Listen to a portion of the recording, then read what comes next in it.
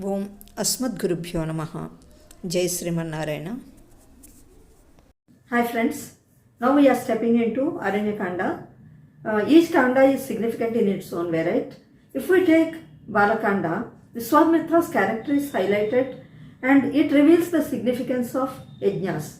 When you come to Ayodhya Kanda, Rama's character is highlighted and brotherlyhood is well highlighted, and also people will be aware of leading dharmic life. When you come to Aranyakanda, there is conflict between good and bad, conflict between sages and demons. So, in this Kanda, actually this is also called Moksha Kanda. Why is it called Moksha Kanda? Let us know.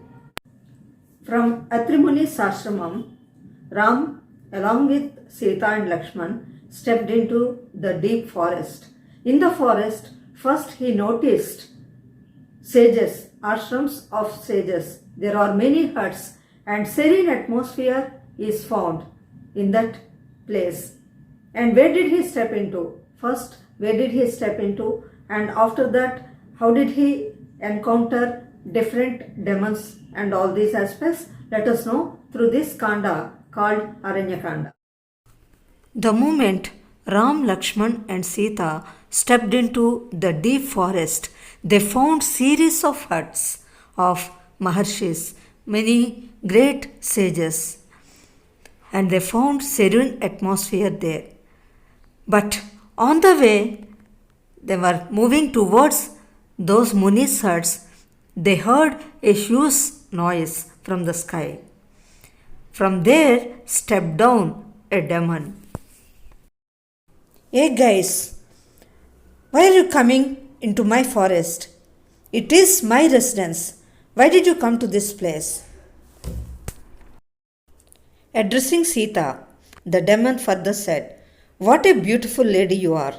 I will marry you by drinking the blood of these two guys." It held Ram and Lakshman with its two hands. Immediately, Ram and Lakshman cut both of his hands. The demon named Virada moved towards Sita. Then Ram and Lakshman tried to kill, but it was not killed. The demon was not killed. Then the demon told its story. "See guys, you can't kill me in this way. Actually, I was a Gandharva named Tumbura. Because of the curse of Kubera, I got this demon form. Kubera said that I would be relieved from the curse if you guys, Ram and Lakshman, bury me." Lakshman dug a huge hole and his body was buried. And from his burial ground emerged a divine personality as Gandharva. In this way he got his Gandharva form, and then he blessed Ram and Lakshman, and he also gave the whereabouts of Sarbanga Mahamuni's ashram. On the way to Sarbanga Mahamuni's ashram, they witnessed an extraordinary thing. There was a chariot in the sky. It did not land on the earth. There was divine personality in that chariot. It was none other than Indra himself. They reached Sarbanga Mahamuni's ashram. On being asked about the chariot of Indra, Sarbanga Mahamuni said these words, "Rama, I know who you are. The chariot has come to take me to Brahmalok. But I requested Indra that I want to see you before getting into the chariot of his. I know you are incarnation of Lord Vishnu. I want to get salvation in your presence." He further said, "Rama acquired many powers through my meditation. That is why Indra came to take me to the higher world. I will give you whatever powers I acquired and burn myself and get salvation." For that Rama said, Swami, I don't want any powers. First, you show me a place to stay. I have to stay here in this forest for 14 years. Then Sarbanga gave him the details about the ashram of a Muniswar called Sutikshan. Then he created fire with his yogic power and burnt himself. From that fire emerged a divine form of his, and then he got salvation in this way. Thus Ram, Lakshman and Sita reached Sutikshan's ashram. They found a beautiful pond on the way where they heard sweet music. They came to know that was the Sarovar created by a great Muni. It is named Panchapsarasa. Name of the Muni was Mandakarni. He did a great penance. Indra was scared that his Simhasan would be occupied by him. Thinking so, he sent 5 Apsarasas to him, and he had fallen in love with them. So he lost his powers of reaching heaven. But with his yogic power, he created that Sarovar, and he was leading his life with those Apsaras. And the sweet music which they heard was that of those Apsaras when they were singing and dancing in his presence. Sutikshna asked Ram that they could stay in his ashram those 14 years of their exile. For that, Ram said that he wanted to see all ashramas. Especially, he wanted to see the ashram of Agastya Mahamuni. Sutiksha Mahamuni gave Agastya Mahamuni's ashram and all the details. Then they were moving forward towards Agastya Mahamuni's ashram. On the way, Ram narrated the story of Agastya Mahamuni's, his great powers. Once lived 2 demon brothers named Ilvaldu and Vatapi. These were troubling all Brahmins, and he used to make that Vatapi as a goat and ask those Brahmins to eat the meat of that demon named Vatapi. They were forced to eat. Though Vatapi's body was cut into pieces and entered into the stomachs of those Brahmins, then again Ilvala used to call Vatapi to come back. Then, in his original form, as the goat, he pierced from the stomachs of those Brahmins and came out. In this way, he killed many Brahmins. Munis wanted to get rid of those demons, so they went to Agastya Mahamuni, requested him that they wanted to get rid of those demons.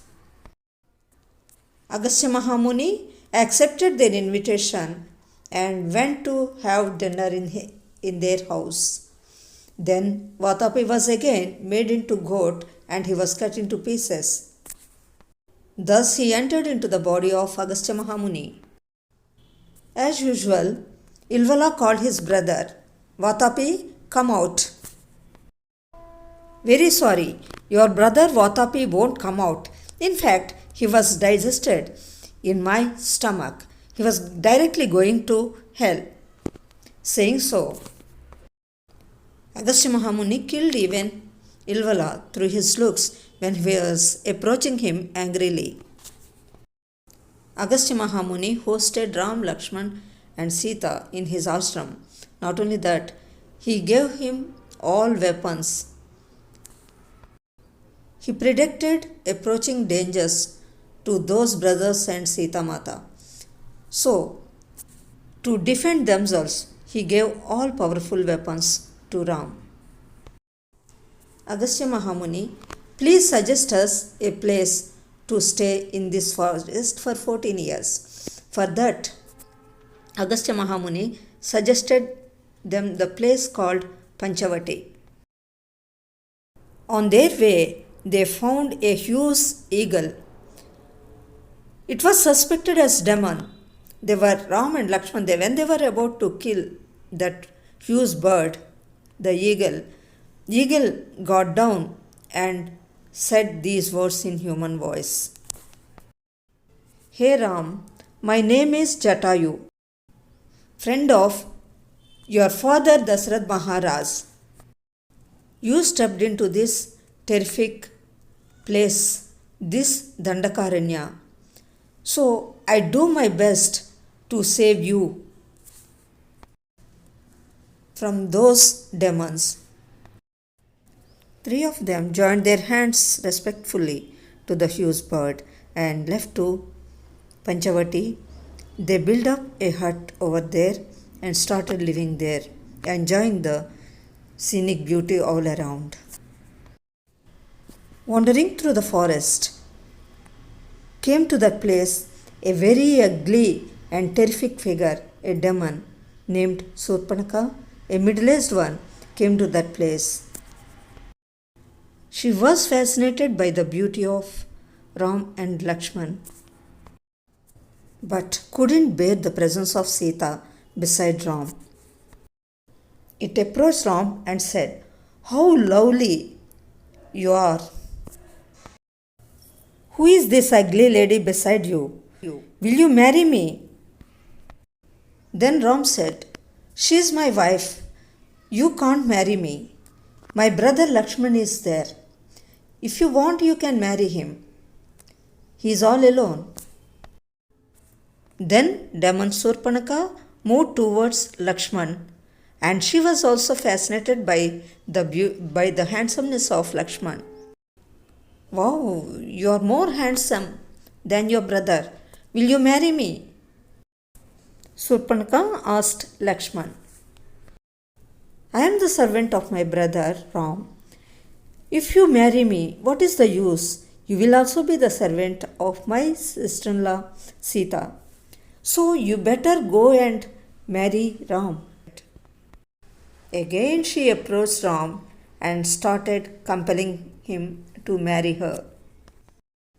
She further said, "Don't worry about this ugly lady. I will swallow her so that you will be alone. We can get married and wander in this forest, and we can go wherever we want to. I have all the powers as a demon," she said. Again Ram sent Surpanaka towards Lakshman, and then he instructed Lakshman to cut her nose and ears. Lakshman just did what his brother Ram said. Crying bitterly, Surpanaka went to her brothers. In fact, she was sister of the demon Ravanasura, king of Lanka. Let us know the rest of the story in our next episode.